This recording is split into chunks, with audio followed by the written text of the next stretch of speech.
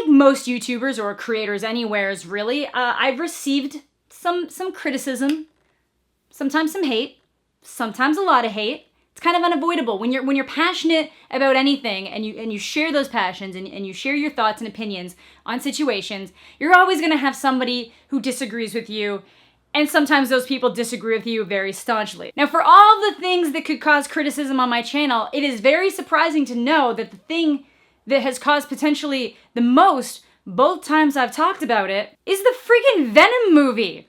This thing isn't even out yet. It's not even that close to being out yet. And I get more traction on those videos and more weird comments on those videos than like anything else I talk about. And I know that I don't always talk about serious things, but a lot of the times I talk about some pretty serious things. And while yes, some of the things I've talked about have clearly gotten me a shit ton of hate that I choose to ignore and push past, I'm shocked at the amount of hate that I get based on Venom trailers. And I do quite literally mean just the Venom trailer. I've talked about almost every single comic book trailer in some capacity, either on Twitch or on YouTube, for the past year. And while I'll occasionally get an odd comment about something, the Venom trailer literally just brings out everybody. And this doesn't seem to be an isolated incident. It seems like a lot of people are dealing with issues in terms of their thoughts and criticisms of this Venom trailer. So like I said, this has happened both times. There was a teaser trailer that came out a few months ago. I made a video on it. I didn't expect it to get anywhere near as many views as it did, but then I definitely didn't expect some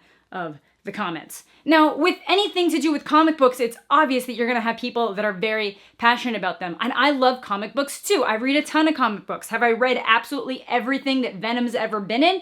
No, but I've read large chunks of it. I think the only thing I can say with certainty that I've read from start to finish that has Venom in it would be the Ultimate Spider-Man run that started back in like 2003 or something. And that Venom is very different than like 616 Venom. Its entire conception is different. Its origin is different. Some people think that there's going to be some aspects of that character in this Venom, but as of right now, there's really no way to tell. So I can at least acknowledge that there's stuff about Venom that I don't know. But I do know that yes, in the 90s, the cringe humor in Venom was a major character aspect. He made a lot of really weird jokes when he was going to kill people. He made a bunch of cringy, cheesy comments when he was going to kill people. And yes, for a while, that was a fundamental part of the character. Has that remained a fundamental part of the character? Not necessarily. But the main thing here that nobody really wants to talk about is that just because something is in the source material doesn't necessarily mean that it is flawless. So I'm not even talking about the eyes, lungs, pancreas line. I don't even mind that one. I know a lot of people thought that one was super cringy, but I was like, that's pretty run for the course with Venom. It can still be a menacing line. I could totally see myself being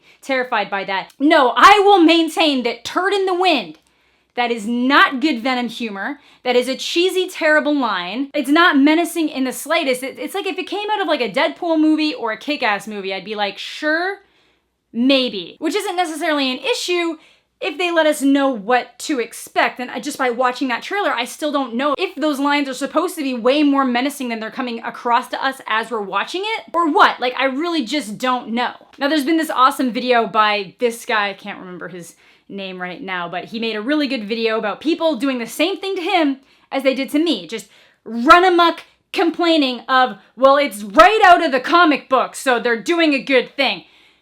One of the reasons why the MCU is doing so well is because they have adapted what made characters so likable or relatable in the comic books to the modern age. If you made a movie about Captain America exactly the same way as he appeared in like the vintage comic books, no one would want to watch it because it would be way too cheesy. But that doesn't mean you can't just take some of those foundation jokes and adapt them to the modern age so that it's kind of something you poke fun at, but you're still respecting the character as a whole and the fundamental traits that he stands for get carried forward. I actually want to make an entire video talking about that kind of concept specifically, but it'll probably go on my other channel, so you should check that out, Mind Trick Movies, coming soon. It already has a video on it, but the coming soon is, I'm just gonna put it up top. And the same things that people are having a problem with this Venom movie are probably very similar issues that people would have had with earlier comic book movies. Like at some point you just have to realize that just because something is source material doesn't make it good, doesn't mean it translates well to film. Something that works super well in a comic book might not adapt well to the big screen, but other things might. And it's kind of learning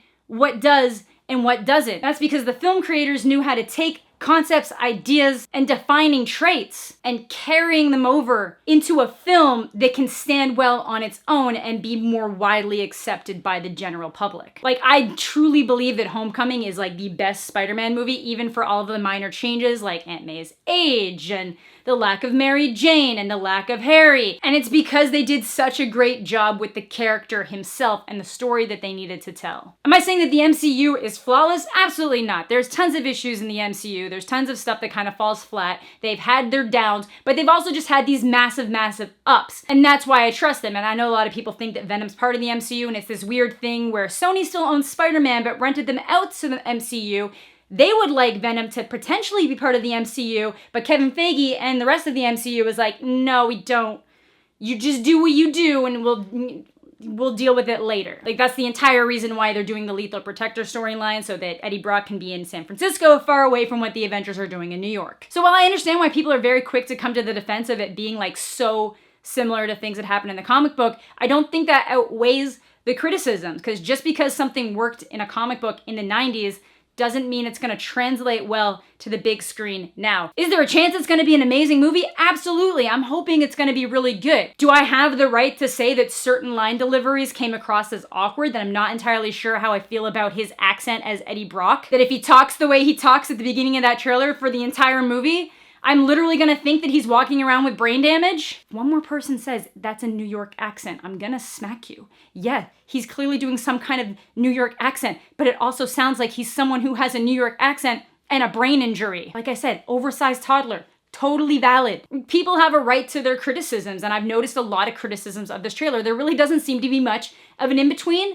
And I feel like I'm pretty in between. I feel like there's a lot of stuff that looks good in the trailer. I think there's some stuff that looks bad. It kind of strikes me as a movie that probably would have fit very well in like the mid to late 2000s, which to some people is gonna seem like a breath of fresh air compared to what Marvel's been doing now, but to other people, they wanna hold things to a different standard, and that's totally okay. I don't think anybody's wrong in this situation, because honestly, it seems like people don't want to admit that like source material can be fallible. It's like there are tons of Spider-Man storylines that involve Venom that are garbage, and you can't change my mind about that. Anyways, I'm like extremely overheated. I've just been rambling for a long time. I guess at the end of the day, what I'm trying to say is I find it very interesting that the Venom fans are like the most dedicated compared to like any other comic book movie, comic book person. It's very interesting. And it's not to say that it's not worth it. Venom's a badass character. I love Venom as a villain. He's very much one of the best Spider-Man villains, if not one of the best villains that's ever been created. So I understand why people are passionate about it. I just find it interesting that the way that that passion is coming out is just like trying to smack down anybody who might have a different thought, or a different preference for the way the character could go, or a different desire for the adaptation when the movie's not even out yet. At the end of the day, all I can say is I'm hoping for the best with the movie, but I would love to know what it is about Venom specifically that brings out so many people to like any kind of video that's made about him. And if I offended you, I'm sorry, but not actually.